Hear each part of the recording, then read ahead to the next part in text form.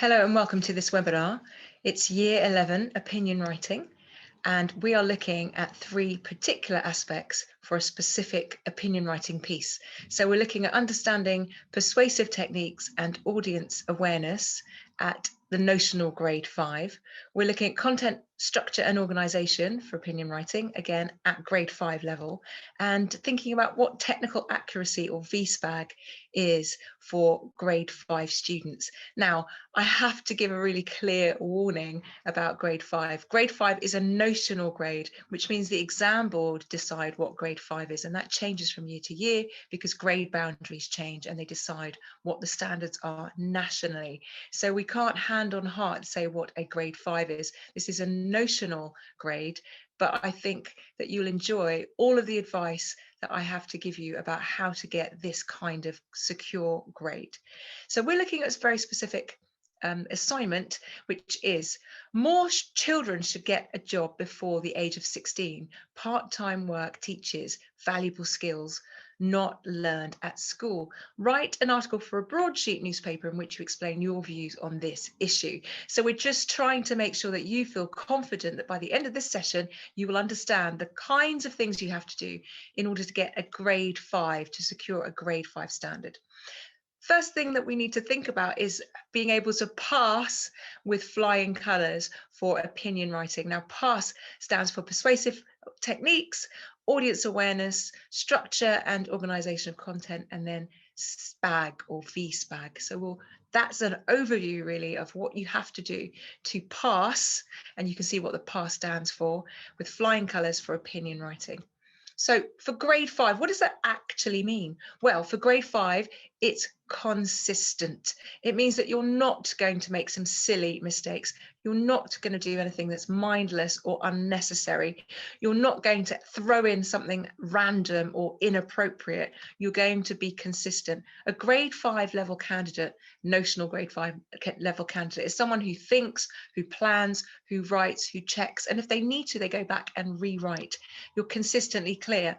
In the past few years, grade 5 looks like, for the writing section, 24 marks and above, around the 65% mark, and that is mid-level 3. So again, this comes with a warning. Please don't go back to your teachers saying, I've got 65% and you haven't awarded me a grade 5. Remember, it's a notional sense of what grade 5 is, and obviously this is decided by schools. They have slightly different grade boundaries, and obviously the exam board will have a different grade boundary each year.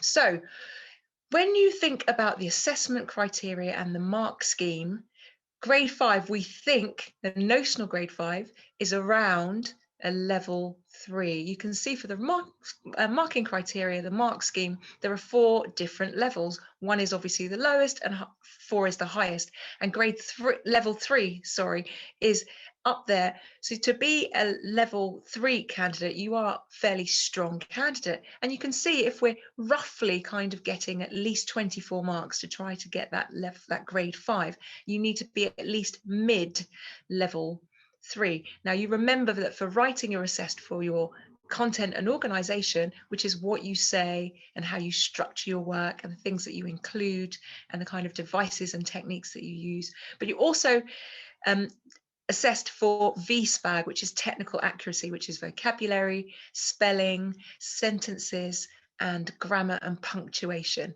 So for grade 5 kind of notional level, you'll be hitting 15, 16, 17, securely 18, securely hitting the level 3. And for the technical accuracy, you'll be hitting 10, 11, 12, those kind of grades.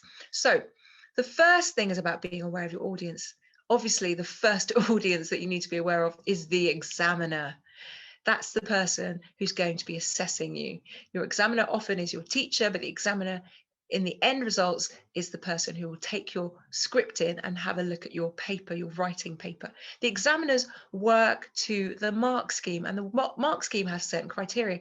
And a simple way of remembering the mark scheme criteria is CAVES. So the examiner is going to look for a grade 5 notional grade 5 candidate. The first one is communication. Is it clear? Do you have clear opinions And do you use examples? It's all very well saying it, but you have to support it. You have to back it up, if you like, with an example. So, for example, you're talking about part-time work. Perhaps you're against the idea that young people younger than 16 should participate in part-time work. So you'd say something like, teens are exploited and disrespected. That's very clear. For example, extra shifts are given without notice, and many responsible young workers find themselves in managers' roles without managers' pay. So you're giving examples. This is a grade 5 standard. You also would be thinking in terms of impressing your examiner about appropriateness. That's one of the marking criteria in the mark scheme. Appropriateness, you'd be thinking about levels of formality because it's a broadsheet newspaper. You're thinking, right, I need to have an improved level of formality than just the level of formality with which I speak to my friends. So instead of saying something like teens can get greedy, so you're making a point about money and chasing money, you would say too much focus on money makes teens materialistic. So you would avoid words like get and got and did and done because they decrease the level of formality in writing, whereas these rephrasing the sentence would increase the level of formality. You also need to think about vocabulary. Now, the vocabulary is assessed twice in the mark scheme. It's assessed for content and organisation, and it's also assessed for technical accuracy in VSPAG. So you would think definitely as a grade 5 level candidate of varying your nouns. So because this is about young people under 16 working part-time, you wouldn't just say teenagers. You would say things like teens, young people, adolescents, young adults, employees who are minors. You'd vary the nouns so that you're not just saying teenagers, teenagers, teenagers. And then the engagement and structure is the last part of the exam scheme that the examiner is really looking at. So how are you engaging your readers? You will definitely need to have connected ideas. So you would use connectives like, firstly, let's consider, most importantly, overall. So you'd have connectives to help your reader to signpost and map their way through your article. So those are things to consider for your first audience, which is your examiner. However, the other audience, perhaps the real audience, is the audience within the exam piece itself. So you can see for this one, you can see the purpose, which is to persuade or to explain your viewpoint, to justify your ideas and feelings. The audience is formal, they're unfamiliar, they're distant, they're broadsheet audiences. And therefore you'd think, right, I need to make sure that my broadsheet audiences know that as a grade 5 level candidate at that standard, I can write appropriately. For your broadsheet audience, they would want interest. They want something interesting. So you need to give them a range of different ideas to add interest. One way of doing that would be thinking about the social aspects of this issue. How would it affect the economy? How would it affect relationships and families? Will it help or not help teamwork and respect and conflict? You think about emotional issues. How could it affect self-esteem, independence, and pressure? You might think about ecological issues. Maybe it's a good thing that people under 16 are working because that means they're going to be using their bikes, not cars, because they don't know how to drive yet. So maybe it's helpful for the ecology, for earth-friendly reasons. And what about dangers? How maybe could it damage people with extreme cases of health and safety? So as a grade 5 kind of standard candidate, you definitely be planning and thinking about a range of really interesting ideas that you can give to your readers as they read your article.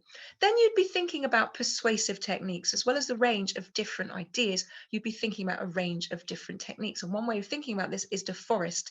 So the D in DeForest is for direct address. You guessed it, like most of us, I am concerned you're using those pronouns to connect to your readers, making sure that it's not too informal. The A in DeForest is for both alliteration and anecdote. Anecdotes are story examples. You're giving stories perhaps from your own life or someone you know or someone in the news just to explain that it's possible, or to give an example. Alliteration is obviously the first letter of the sounds that are repeated. So in a bustling, busy restaurant last week, I spotted a 14-year-old in my class. So in that example, you've got alliteration and anecdote. The F for DeForest stands for facts. So you're giving information that can be proven, that obviously makes you sound authoritative. The O for DeForest is for opinions, but it's not just anyone's opinions, it's opinions of experts. And again, it adds weight to your own opinion if you can say that a BBC survey also said what you are saying. The R for DeForest is rhetorical questions. These are statement questions. Don't you think it's time that we changed our views on this? It's not asking for opinion, it's stating your own opinion through a question. The E for DeForest is exaggeration and emotive language. So you might be talking about how innocent children are brutally humiliated by bullies and insulted. So that kind of emotive language to really create sympathy for teenagers who have to work in awful conditions. Their bosses are not respecting them. The S for DeForest is statistics. Again, this is proof to make you sound like an expert. It's number data. 3 out of 10 parents say that their teenagers' tastes are too expensive, so teenagers have to find their own money somehow. And then the T in DeForest is triplets or triads, triplets. So work is exhausting, but it's also exhilarating and exciting. So it's a triplet of things, and it's also using alliteration there. So you're as a grade 5 standard candidate, you're able to show that you can use all these different techniques. What about structure and content? Well, I would suggest that you're very careful about how you structure your content, because you are a grade 5 standard candidate. You want to show that you're consistent and you know exactly what's expected of you. So you'll know that you need to have the introduction, the main body, and the conclusion. So I would suggest in the introduction, you use say, so you use some statistics, you have an anecdote, and then you pose your question, let me ask you. I would suggest in the main body, you use what, so what, and now what to shape and structure your argument. So it's really consistent and connected, which is what you need to have for a grade 5 standard. So for the what, you might talk about time management, how it's going to improve, and personal organization and savings. That's really going to improve if someone is taking part-time work. For the so what, you're going to say, well, actually, this is important because it's making us more responsible and more mature. And then the now what is suggestions. This is what we should do. We should help children in order to get into part-time job, to help them with interviews, help them with work shadowing, so they really experience the world of work. However, if you are against children experiencing part-time work, then you might say for the what, it's a waste of time, it's a waste of precious youth, it's putting more pressure on young people, and we're too focused on money. For the so what, you might explain, look, this is exploiting children and it's making them tired, and actually they really should be focusing on their exams. And then for the now what, you might give some ideas and suggestions. Look, let's use our time not for part-time work, but for hobbies, for studies, for travel experiences and other things that will broaden our horizon. And then in the conclusion, you might summarize your points, give some kind of incentive for action, and then round it off by stating what you talked about at the beginning. Can you see that's a cohesive and coherent and well-connected and consistent approach to structure and organization, which hopefully will get you that grade 5. Right, for the last few minutes, we're going to talk about technical accuracy. Now, technical accuracy is actually worth 40%, a staggering 40% of your overall writing grade. So it means that out of the 40 marks available, there are 16 available for punctuation, grammar, spelling, and vocabulary. So what does that look like for a grade 5? Well, for vocabulary, you think about using different words. As a grade 5 standard candidate, you know that the words that you've been taught or you learnt when you were 5, you cannot use them in an exam. So words like big and scary and horrible, you would avoid. You'd use colossal, you'd use intimidating, you'd use unpleasant to express your ideas. You also know as a grade 5 standard candidate that spelling is really important, and you're not going to get that grade 5 if you're inconsistent, particularly with common words that are spelt that you should be spelling correctly.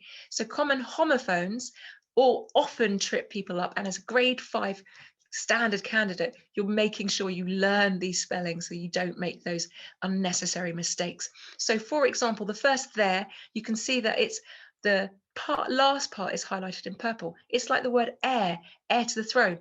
The throne belongs to someone. So that's a possessive pronoun with the EIR. The next one, you can see the green is here.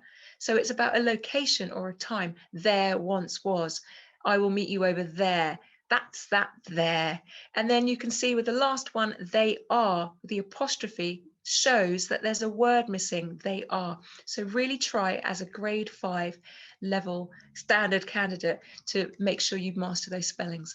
Also as a grade 5 standard candidate, you will understand that grammar and sentences are really important. You can't use the same sentence opener again and again and again. So you would hopefully take on board iSpace.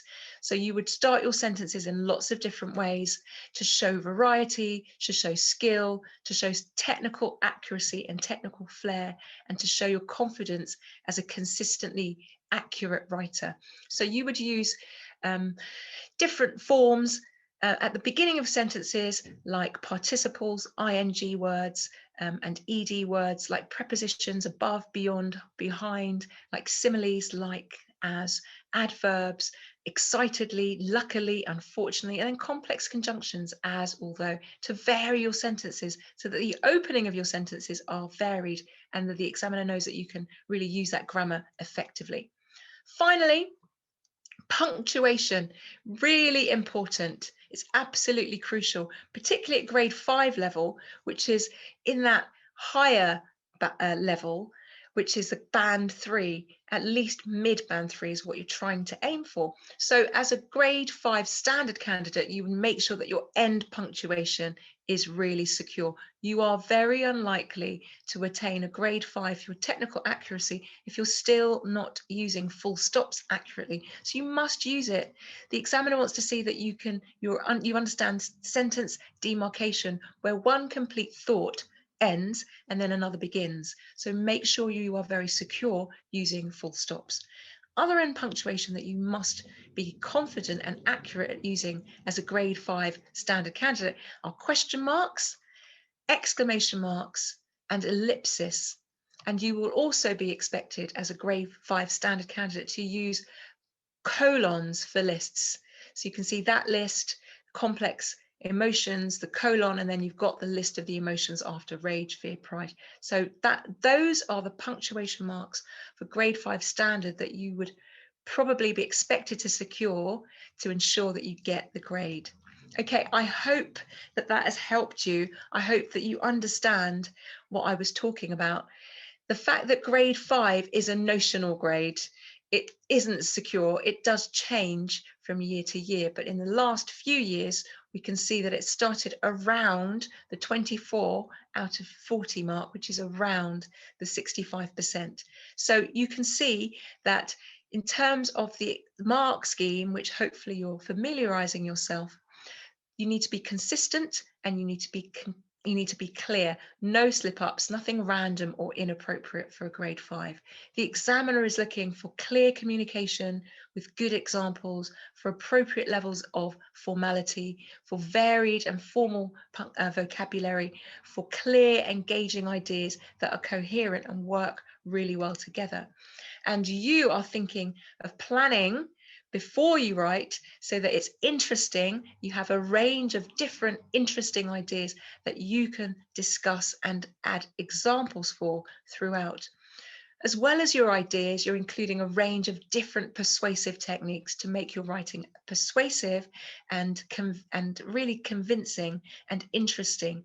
And you're also really thinking about that technical accuracy. Because it's worth 40% of your mark, you're definitely going to pay attention to vocabulary, pay attention to spelling, particularly the homophones that can easily trip you up. Pay attention to grammar and the sentence openers, and pay attention to punctuation, particularly punctuation at the ends of sentences, which are things like full stops, question marks, exclamation, ellipsis, as well as colons. So I hope that has helped to give you a flavour and an overview of the kinds of things you have to do to secure a notional grade 5. I hope that's really helped you. Good luck, Year 11, and see you next time.